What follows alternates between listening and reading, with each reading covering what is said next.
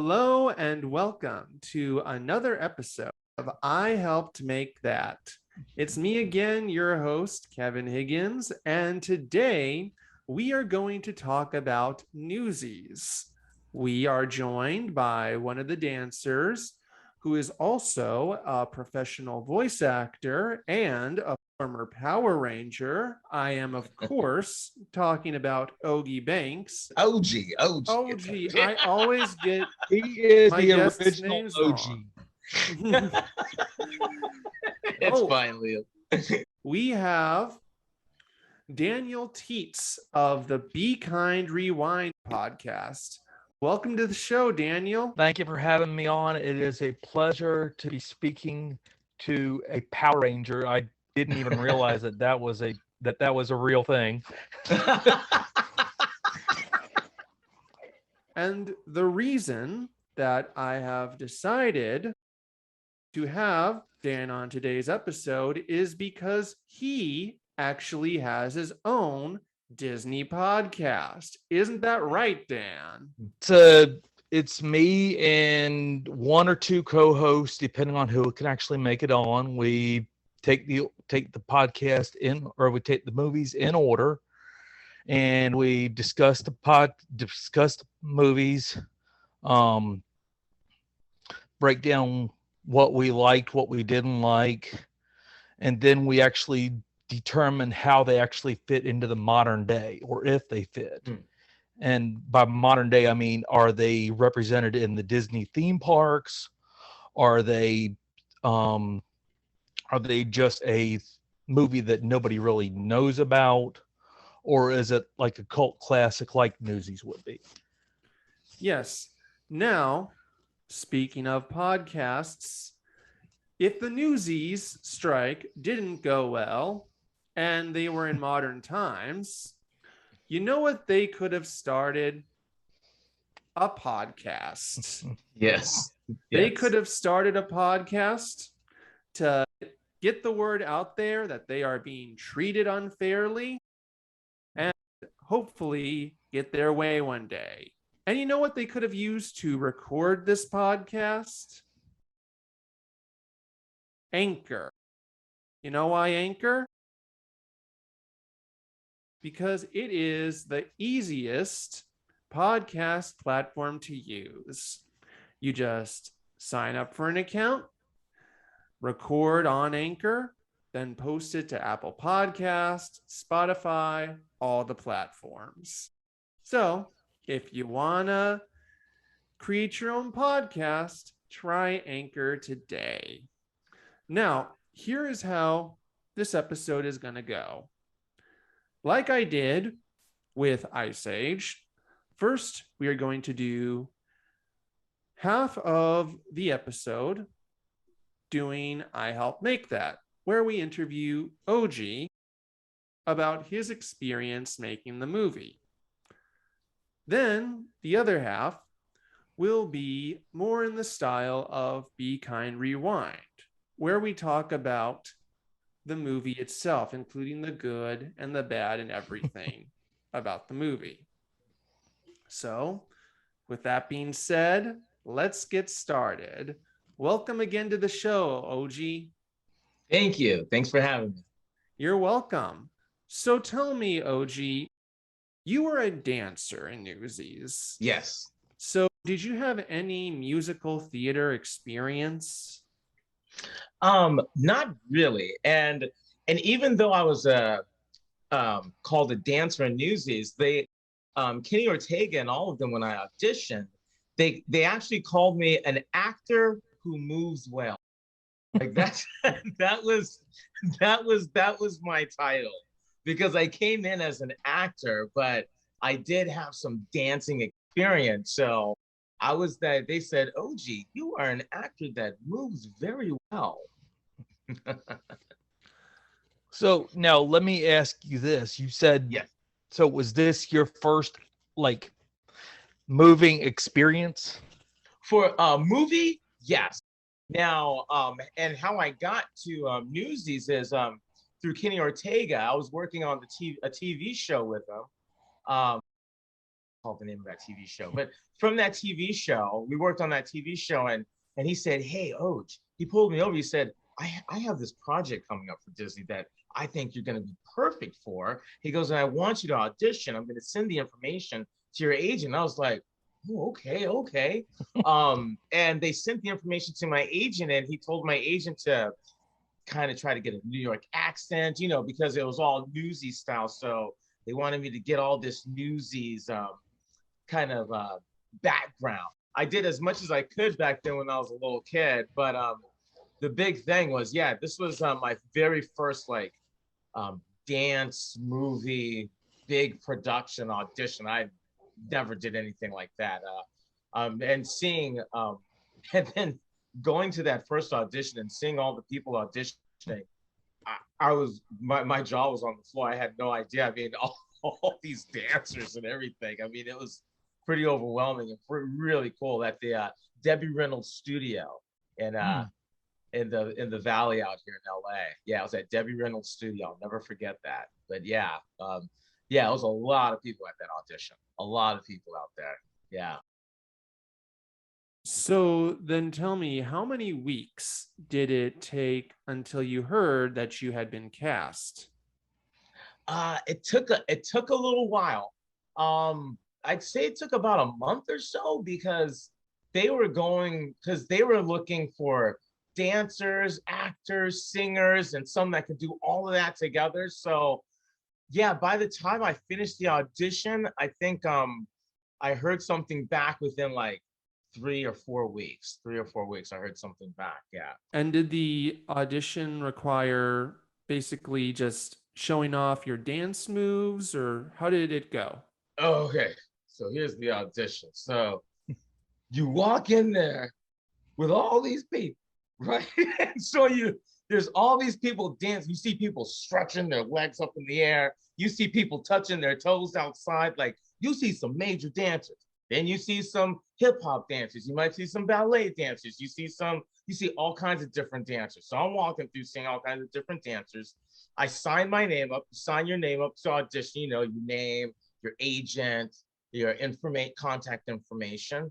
And then what they do is they put people in the room, they separate people so they get let's say 50 people each in the room, and they teach you choreography, like a part of a choreography. So it was Kenny Ortega and Peggy Holmes, who was his assistant, and Peggy Holmes kind of went through the choreography for 50 of us, and then they did another group, I guess, in another room, and then after the big group, you learn the number with the big group, then they put you down into smaller groups to critique you. So then from the 50 people, then you're only dancing with 4 people.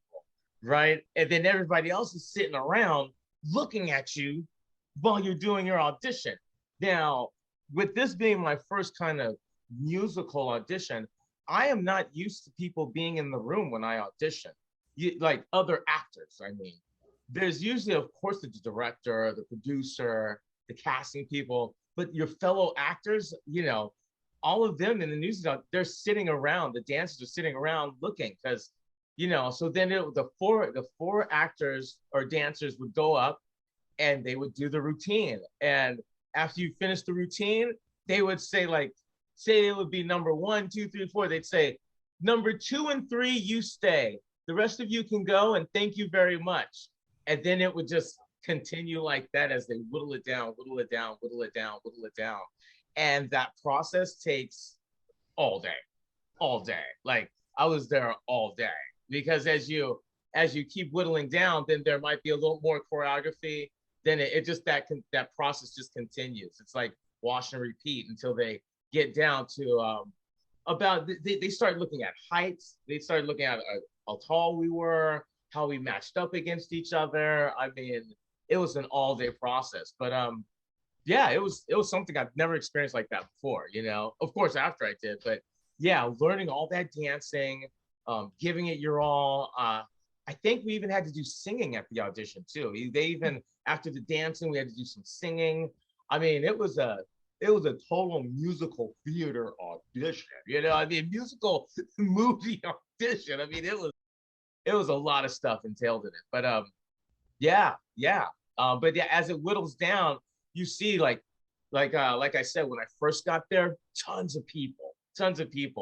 But by the time I left, it was like, nobody was there. I mean, they keep whittling it down, and then you see the people just discard away. It's, yeah, it's a pretty cool process. But then when you leave, it's like you can't say, okay, oh, I got it. I was one of the last. You're still on pins and needles, not knowing, because you don't want to bust your bubble or zinx it or anything like that.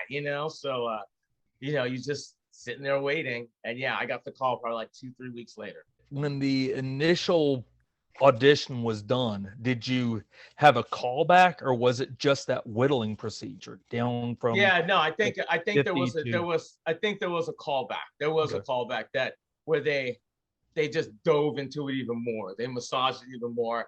But by that time, by the callback time, there was not a lot of people. It wasn't like last time where there was tons of people.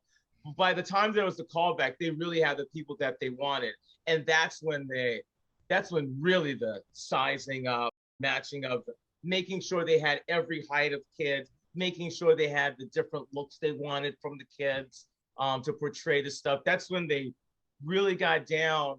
The callback was the initial call was, they saw you could move and sing and everything. The callback was they were really getting down to who they wanted, like height wise, if they were stocky, skinny, their hair. Did they look like a Newsies? Did they not look like a Newsie? Did they fit the crowd? All that stuff went into the callback. Yeah. Well, I will say that I'm not totally surprised it went like that, because, not to brag, but I auditioned for West Side Story. Oh, So yeah, the initial audition was very similar to what you were describing. Unfortunately, I didn't get a call back. Although actually that's fortunately and unfortunately, because the bad part is it's a great movie directed by Steven Spielberg. So it would have been cool to be in that, but I'm not sure I could have done all that dancing or done choreography as complex as that. Yeah. And in front of everybody, like at a drop of a hat, just do it. Yeah. I've done musical theater before, for high school, and I'll have to be honest. I tried my damnedest to always be in the back, because I have no sense of rhythm. So you were more of a chorus line guy than a main leading guy like Ogie is. Yeah. Now, take me through the actual acting process, because I've got the movie on right now, muted in the background. It's got Christian Bale, who became the Batman for most people in the 2000s. Yes. A very little known actor known as Robert Duvall. What was it? I mean, obviously you were working with these guys day in, day out. Did they pull you aside and say, hey, you need to do this? Or was it more the director or the producer that was giving you pointers? Great question. I would say, yeah, you're right. It was the director, producer, but it was also Christian, the actors. We were a community, we were a family. The reason why is because all of us worked on that project it took like 2 years almost to make that movie. The reason why is because like the first whole year was just the rehearsals, the dancing, the singing, the acting. And when you're talking about going through the acting process, what they did, like with Christian, learning the rope twirls and all that, all the cowboy stuff. He was in his, he had his private people teaching him that, like real cowboys came out to teach him that. We had stunt people. I remember we had a stunt day.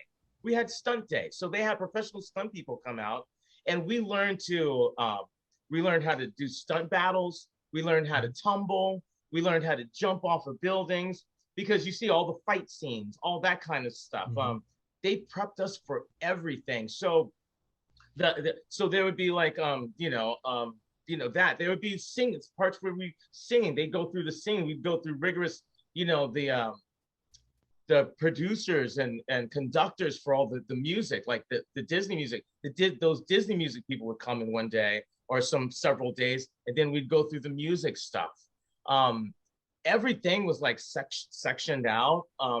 But back to little hints of taking you to the side and everything. When we were actually filming, and say Christian is there, like, oh, there was this one scene where Christian is rallying us up, getting us prepared to go on strike, right? So Christian is getting us prepared to go on strike, and he's rallying the troops, and he's getting us all fired up. And I remember, talking to him, and he was, and I was like, you ready? And he was like, yeah, he was like pumped up. Him getting pumped up made me get pumped up, and made everybody else get pumped. It was almost like a football game or something. We were all just getting hyped. So he started his speech, and I was just so pumped up and getting into it. I was like, yeah. And I remember Kenny Ortega, he stopped production. He goes, stop. He goes, Ogie. He goes, get over here. I go, okay. And he goes, I love that emotion. He goes, I love that emotion. He goes, get that camera over here. So Christian started doing his speech, and I was just like, yeah, right in the camera with the speeches, and then I started pumping up the rest of my Newsy friends. It was just the scenes like that. It kind of domino affected. I mean, just the energy that would come with it. Oh, I remember another scene with the kid who played, I can't think of his name, but the kid who played in it. Well, anyway, there was a real serious scene. We were all there for the real serious scene. He had to cry. A couple of them had to cry. And I remember we had to really prepare on the set to really be there, but to really give everybody space to feel, to breathe, to take in that thought that's going to make them feel what's going on around them. All of us played a part in making each other and every actor feel like that scene, like it's real, like everything was taking place, like we could look at each other and really feel the passion. When somebody was playing a nun and she's passing out the bread to us, as the little news, like we feel that as we're getting the newspapers, just the energy, you feel all that stuff. Like that energy on the set was just electric. It was electric for everything. I don't know. I probably answered your question. Probably You did. Went off on a tangent, didn't I? Tangents are good because that's what makes for entertainment. Oh, cool, Dan. Thanks. Yeah, but to build off of that, yes, there was a lot of kids of different ages on the set, from like 10 to 20, and I know there were some people over 20 playing Newsies. Cough, Max Casella, cough. That must have been kind of weird. Was that kind of a weird dynamic? It was. I mean, because back then I was in school back then, so I was like being taught on set. So I had a teacher on set, and I was like, my time was limited. Like the adults got to film later, they got to stay on set later, they got to rehearse later. And Max, I remember Max, yeah, he was the older gentleman on the set, but he was coming from Doogie Howser and everything. It was just like, wow, it's like, wow, this guy, it was this kind of surreal a little bit. But yeah, I remember they kind of kept us separated because we were the minors. I was a minor back then. So since I was a minor, they kind of kept us separated from the adults, quote unquote, people over 18 and everything. We were in our kind of kids trailer with our teachers and doing homework and stuff. And they would always boo when we would be in the middle of rehearsal, and they'd say, okay, we got to let them go because they have school tomorrow. They'd be like, boo, boo. We wish we were kids, but Yeah. That happened a lot. That happened a lot. Now, was there actual learning? Dan, You could go back to Dan, acting. you such a sneaky question, Dan. Such a sneaky question, Hey, sir. I asked the hard-hitting question. You here. do. You do. I love it. I love it. I love it. Okay. So to be real, our teacher was the best. We had a great teacher. Now, as far as school academics, it was good. He did teach us a lot of school academics. It wasn't as tough as it would be in school. Like he wasn't like a tough teacher. Mhm. But the wonderful thing about him is he was outside the box. So he would give us projects outside of our school to do. Like because we were kids in the arts, he would give us artistic kind of things to do that no other teachers would. So even though we had our homework, what he would do is he was a great kind of like he knew how to schedule it. Like, okay, we need to get this much homework done to satisfy this. We all need to. It would be test time. We all would have test time. Mhm. So he had everything ordered, but there wasn't like a demanding. It wasn't school wasn't like so demanding because we, like you said, there's only 3 hours. We only had like 3 hours or so for school, you know. So, but it was all crammed in as much as possible. But then it was also hard because here you are with Christian Bale on set and you're dancing and singing. And then they're like, go back to school. You're like, what the hell? I don't want to go to damn school.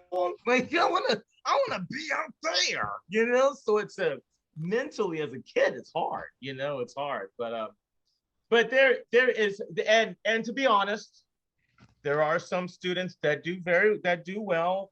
Then there are some students that don't do a darn thing in those schools. Okay, so so it depends on who you are. You know, everybody's different. Everybody's different. Yeah, but now to piggyback off of that, so you said it took like 2 years to make overall. Yeah. How much was spent on the rehearsal and pre-production phase, and how much was spent on filming? Yeah, the most majority of the time, I'd say probably like yeah, 70% of it was rehearsal. 75% of it was all rehearsal and pre-production. It was a lot of preparation. A lot of preparation. We did it was the prep for it was so long that we took a break for about a month. Everybody was just so worked from everything, dancing, the singing, the acting, learning where to go, and all the sets. And we took a break for about a month. Then within that month, they prepped for the shooting. And then after we took a month off, then we went to filming.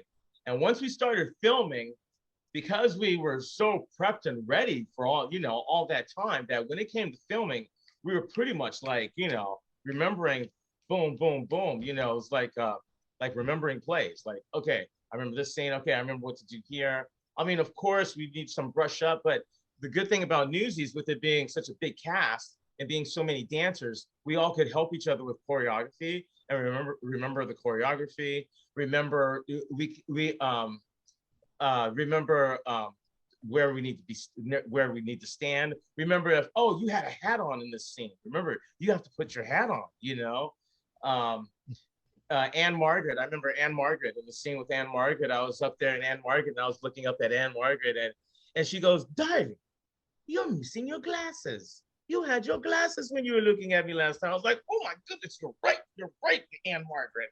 I put my glasses on. But you see, everybody helped in every little way on that set. But majority of the time was preparation for sure. You need that preparation just to mentally get it in. And then as soon as we started filming, boom, we were knocking them out because we filmed on set. We filmed, sometimes downtown. I remember downtown LA we filmed. So on set, off set, and with everything. Once we started going, it was like a well-oiled machine. We really started rocking. Yeah. So they actually turned LA into 1920s New York. No, it was this one fight scene. It was like for a theater. Like they used an old theater. It was an old theater in downtown. I remember it was like an old theater, and the reason why I remember it was because it was one of the only outside shooting shots that we had, because most of them were on set. But they wanted to use this old theater, and I remember it was like one scene. I'm not sure if it even made it in the movie, but yeah, that's all it was. It was just one theater. It was a one theater downtown. Yeah. Okay. So then you did all this work, and then it was finished. By the time it was finished, you were like 18, 19 years old, right? So you would have now been legally an adult and in college. So like about a year after filming, right? The movie comes out, and it's initially a box office bomb. How did that make you feel, given how much work you put into it? Horrible. I mean, horrible. I mean, especially being a young man at that time, and all my feelings are like, whoa, oh, it was the worst. So what did and then I also had, where I lived, I had a couple of buddies that I used to carpool with to rehearsals all the time. So what we did is I called them up, and to make ourselves feel better and everything, we would wear our Newsies jackets, and we would go to the movie.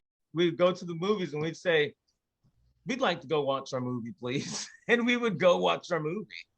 That's what and we would enjoy it, because we knew people weren't going to see it, and they'd let us in the movie to watch our movie, But yeah, that hurt a lot. That hurt a lot. But you can't take away the experience that we had and the friends that I made on there, which was awesome. And then it's funny that I did that so long ago, but look at today, June of 2022, and I'm talking about it.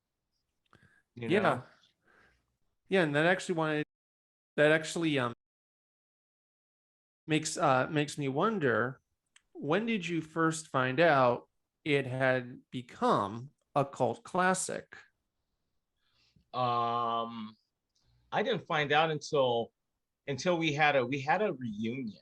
We had a reunion some years ago, and I think it was over a decade ago or something. But when we had the reunion, and Kenny was there, and we were all there, Kenny Ortega, I'm talking, and we were celebrating each other, and getting back together and seeing each other, and that's when we were talking, and everybody, got word how much how people were liking it. It was cold. People were telling us how they were getting emails, how people were getting them up, talking about it. So through our little Newsies community. Oh, and there was like, we had a Newsies fan club, and this head of the Newsies fan club, she was like really good in keeping all of us together, like keeping us updated on what was going on with Newsies and everything.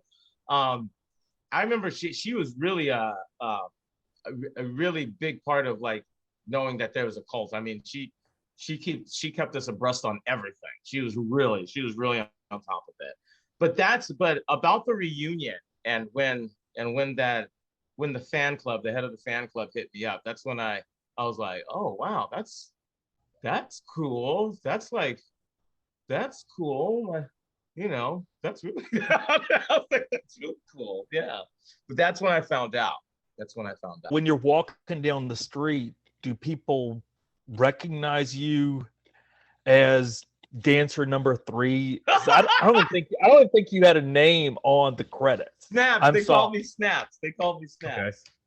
They called me Snaps. Dan, you and your questions, Dan.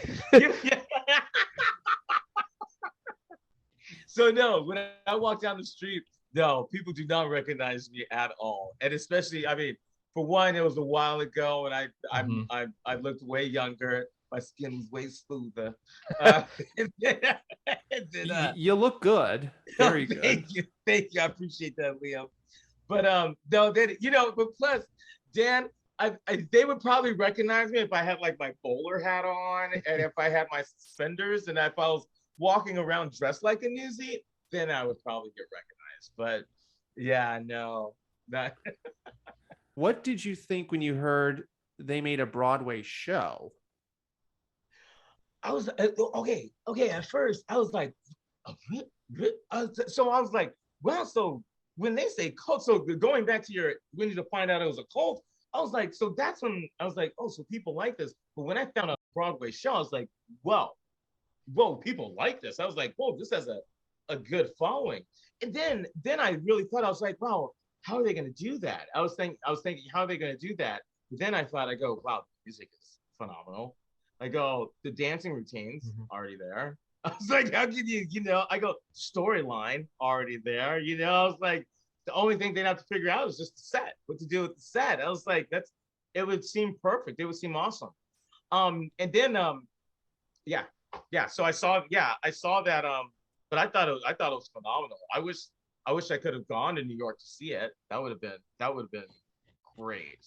That would have been great. But yeah, I thought that was pretty amazing. You know, and it kind of makes me feel like it's a little timeless. You know what I mean? Like it's going to go on for a very long time.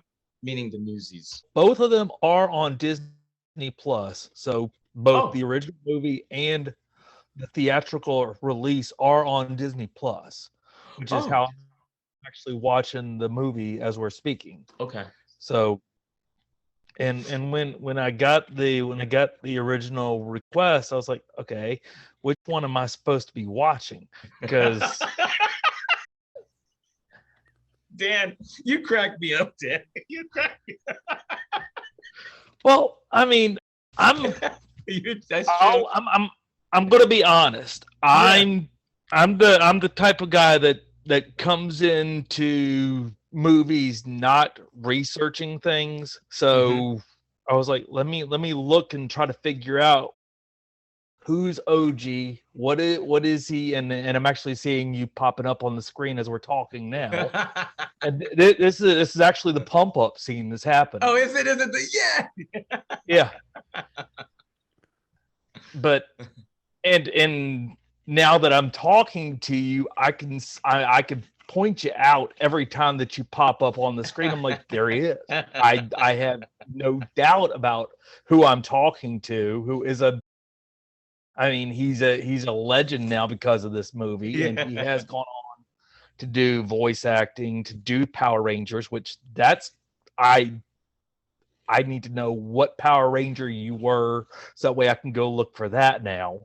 Okay. The episode is called Green No More. And we were the Dark Rangers. They had us come in as the Dark Rangers. So I was the Dark Black Ranger. So all the Rangers, basically, he made an evil version of the Power Rangers. I actually do know you. Yeah.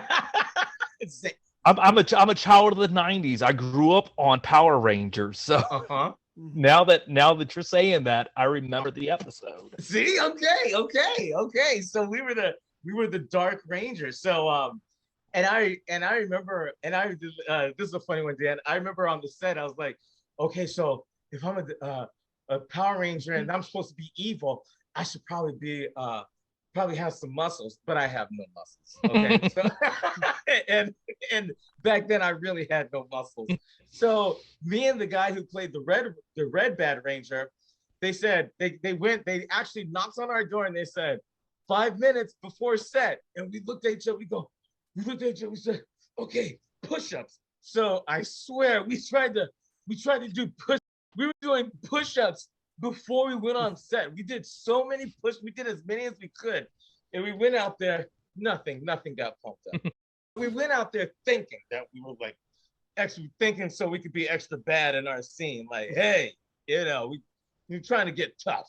That was our way of getting tough. Doing push-ups. So the actual movie montage where kids are going out doing push-ups right before they have a big fight, that was you. It so was. And it worked. It worked mentally. I thought I'm puffy now. I'm a little puffy more. I'm a little more puffy. Okay.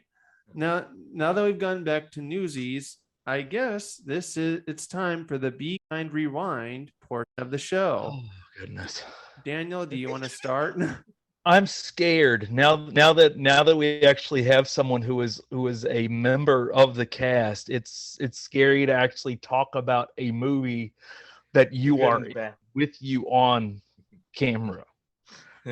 I've done it before, and I can't wait. they've all been cool about it.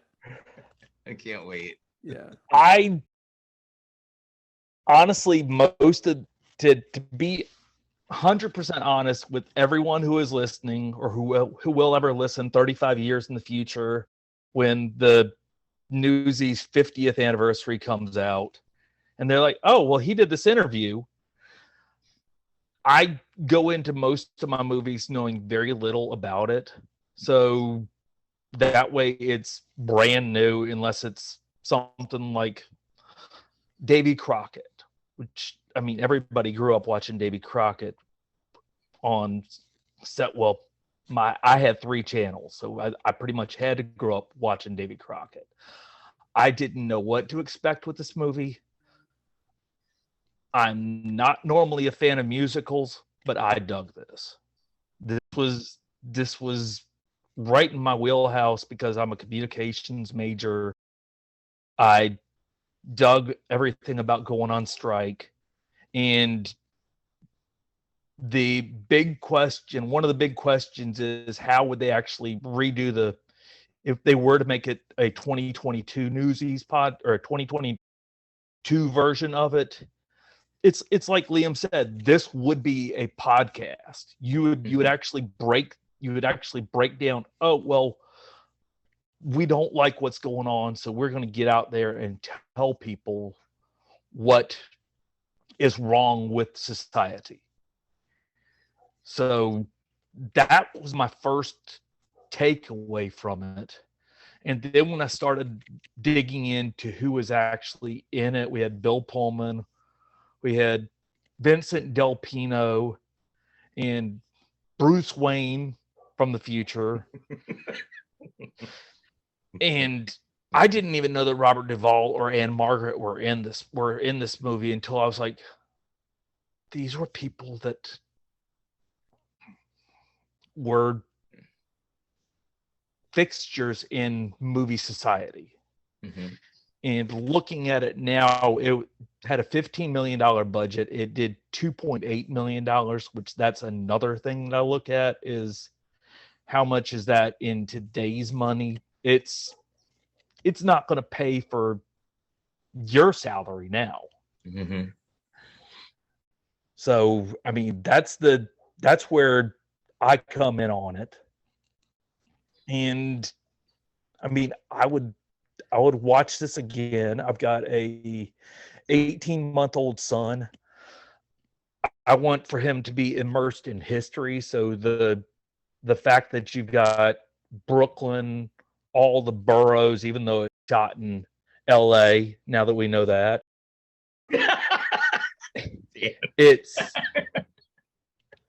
I would want for him to watch it because wasn't it based on a true story? Didn't it say that somewhere? Yeah, I believe so. Yeah, I believe so.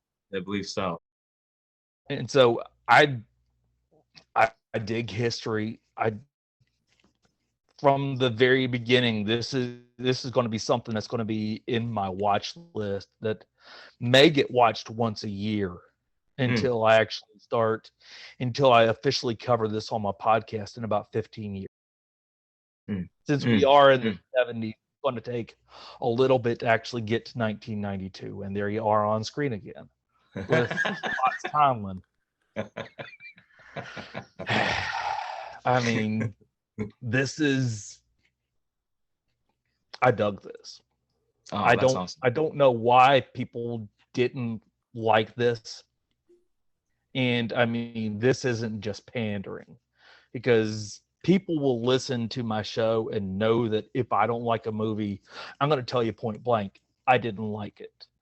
Worst movie ever made, Old Yeller. Which I know it's shocking, but I've watched it twice in my life and I've cried both times. And don't want to watch it again just because it tears you up when you get to it. And now I'm making you think about it, aren't I? Yeah, so no, I'm thinking, why don't you like it? That's when. So if it gives you that emotion, why? Well, I'm a dog person, so I mean, even though they give the little twist at the very end of the movie where he gets the brand new dog, Mhm. it's I'm tearing up thinking about it. It's not my cup of tea. And I mean, I've done 100+ episodes now, Yeah, and people will know that if I don't like a movie, I'm going to tell you yeah. several times. Mm. And I welcome them to write me and say, "Hey, you're wrong. This is a good movie." Hmm. But with this movie, it's definitely one that is a touchstone, and I don't know why it didn't get the love that it's getting now, back when it first came out. Hmm. I will say I can maybe I thought the movie was fine. I can maybe see like because the movie is kind of a historical fiction narrative, and like most of the characters were amalgamations of real people than actually based on real people.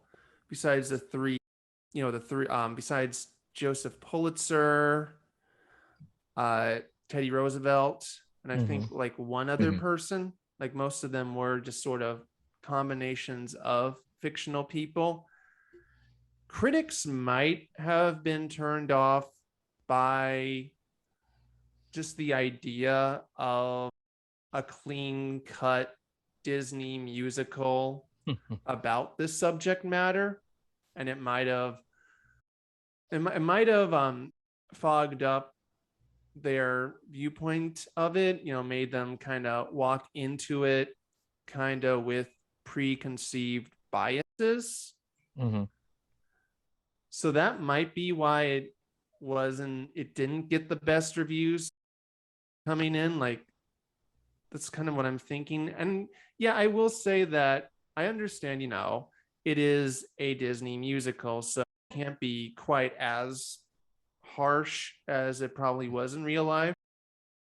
But I'll admit there was sometimes the cynic in me thought, oh, come on, you could have portrayed it a little more harsh than it really was. So I can kind of see that. So that's probably what I'm thinking. Maybe it didn't get the love initially. Well, yeah, and even with it being a Disney movie, it does. I mean, with the exception of Vincent Del Pino dancing as he's doing on screen right now, it's not. It's your clean cut. You're going to have everything taken care of in 2 hours, 2 hours and 15 minutes, wrapped up in a nice tidy bow. The boy's going to get the girl at the end, Mm-hmm. and everybody's going to get happy. You don't. I could see that being their reason for not liking it, but at the same time, it brought attention to things that you wouldn't normally see Disney taking a look at. That's where I'm coming from. So Yeah, yeah, that's true. In fact, I do think, even though I think the movie is just fine, I do think it's at least good for kids in that it does bring awareness to this really harsh thing that happened in the past, mm-hmm. True. and also just has an empowering story for them, of these kids speaking up, of them, not just letting the adults take advantage of them. So I do think it does have a very good message for the kids, as well as, bringing a good, you know, just shining a very important light on, a piece of history many might not know about. Mm-hmm. I will say, sometimes I wish it was a little less Disney Channel-y, like Robert. I felt like Robert Duvall's a great actor, Mm-hmm. usually. but I wasn't really a fan of his performance here. He kind of portrayed Pulitzer a little too much like a mustache twirling villain. Like, but again, that was more sort of the writing and direction he was given than really him, you know. Well, let me ask you, Ogie. Yeah. Since you found out that this is a cult classic now, and now that there is the Broadway production on Disney Plus for everybody to go out and watch, along with your version, which may be a slightly better version because it's actually on a set. Has there been any talk of any kind of attraction or anything like that at Walt Disney World or Disney Paris or Disneyland? Okay, good question. I haven't heard of an attraction, but what they have done is, I know at the Disneylands, what they do is they do have a little Newsies number that they do with Mickey Mouse, and they have some of their cast members dressed as Newsies.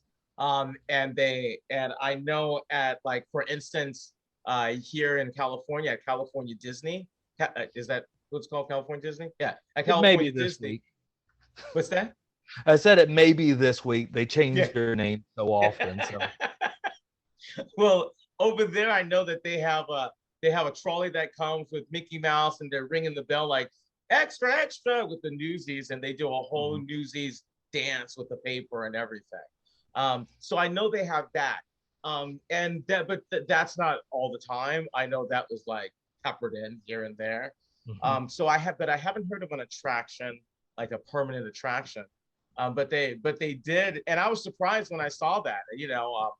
But they do have that, but I have not heard or seen anything else besides that. Okay. You know. Well, at least it's getting some representation, because I mean, there are so many movies out there that, I mean, they're touchstones of the era that don't even have Mickey Mouse walking down the street doing anything like that. So that's a good thing. Yes. Yeah. I'll admit sometimes Disney's current success confounds me, because, like, to them, a movie can make literally $1 billion, but if it doesn't sell much merch, they'll just act like it never happened. Yeah. And it's like I think I remember a couple movies like of theirs have like made like $1 billion, and then like they never talk about it again just because it didn't like sell a lot of merch or whatever. Like most of their live action remakes, for one thing. But anyway, getting back on it. So Dan, you've shared your thoughts. I've shared my thoughts. Ogie, when you saw the movie all come together in the theater, like, what were your thoughts? Well, my thoughts, I mean, you have to understand, I was a young boy back then. So, I mean, I was just like elated, you know, I was just elated. The one thing I remember going to the Pacific Cinerama Dome on Sunset Boulevard to watch it. Is it on Sunset? Yeah, it's on Sunset. Yeah. But I remember going, and I remember big screen. It was a big screen, and seeing everything on the big screen was pretty amazing. I thought it was good. The part Michael Lerner played of the guy who sold us the papes, he played his character really good, because he was scary to us kids, you know, because he was always trying to make money on selling papes. You know, we tried to buy papes, and, you know, he tried to nickel and dime us, you know, but he played his character so good that in real life, he kind of scared me a little bit. And then, but I seen what he was doing on set. And then when I saw it on screen, I was just like, whoa, it like really pops. Like, because we did a lot of scenes with Michael Lerner, you know, trying to buy the tape. So I was like, whoa. Also being there on the sets and seeing the sets come to life on screen, how they came to life, the horses, the apples, the people walking in the background, how that all just came together. Like as you see it in one, when you hear the person saying, background, action, action, this people, action, and then to see it on the screen just all come together and like how it fits. To be honest, it was like that it was Hollywood magic. It was magical to me, man. That's what kept me going in this industry and kept me kept my heart abreast with it. It was a wonderful night. Plus it was, my feelings on it too are different because all my friends are in the movie. So a lot of in my family, I mean, I became a family with those people for 2 years. So it was kind of like watching home videos. You know what I mean? Home videos like, oh, I remember that. Oh, I remember that. Oh, that was a good scene. It's kind of like that. So it's a whole different take on watching the movie. So I enjoyed it. You know what though? Having this podcast interview with the both of you, Liam and Dan, it's making me want to watch it again. And especially Dan, after you said you have an 18-month-old, I'm like, oh yeah, I have my son. I should watch this with my son. My son just turned 5. I'm like, yeah, I'm gonna sit down and watch this with my son and see what he thinks. So it's getting me there. So I want to see how I feel looking at it now compared to back then when I had all the gummy drop cotton candy feelings already going in my heart before I even watched the movie, So I want to see how I take it in now. But yeah, but when I first saw it, I mean, that was like, yeah, one of my first movies. So I was just like, whoa, it's awesome to me. I mean, first movie, it's gonna be awesome to me. I'm gonna love it. Yeah, I know the rush of having your first project. Yeah. Definitely. Yeah. So okay.